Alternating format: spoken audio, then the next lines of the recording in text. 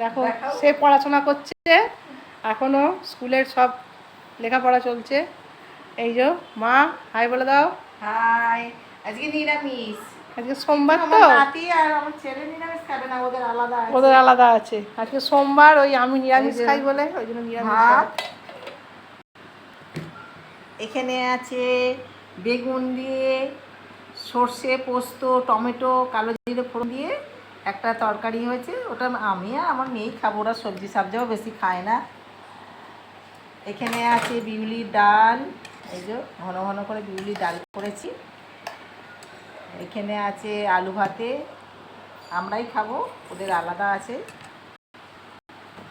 আর এখানে আছে এই যে মটর ডালকে ভিজিয়ে একটু ধোকার ডালনা করেছি, ঘি গরম মশলা দিয়ে।